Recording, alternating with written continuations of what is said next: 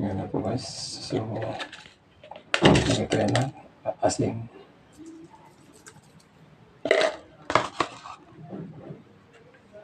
Maglagay tayo ng seasoning. Liquid yan. Kunti lang pampalasa. Yan. Next, maglagay tayo ng magic.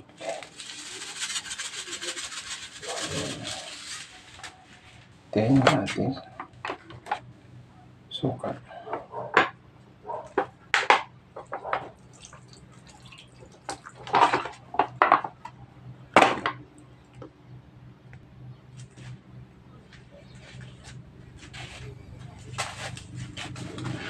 So, okay na guys, i-steam lang natin ito. Sasalang na natin.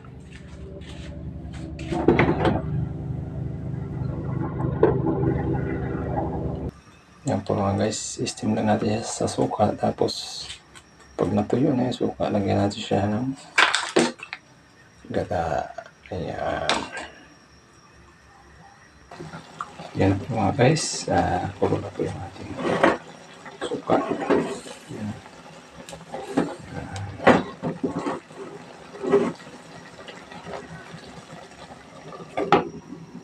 Tayo na natin saglit. Tapos, lagay na natin yung ating pichay. Tapos, so, ating fresh gata. So, yun na po guys, lagay na natin yung ating pichay.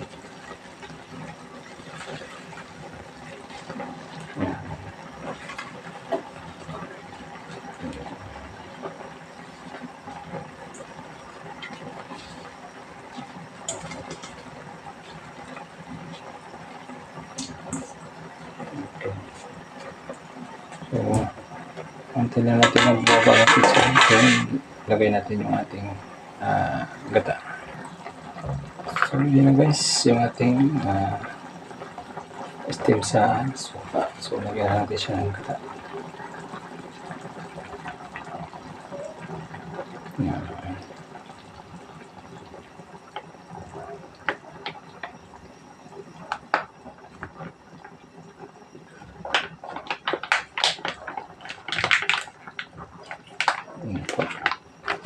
Yung gata natin, Kukumama fresh gata. Yan. Kuloy na natin yung ating gata, tapos titiplay natin siya ulit.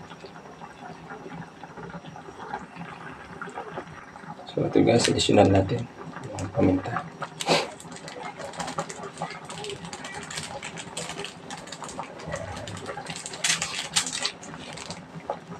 So takpan na natin siya para ma-steam.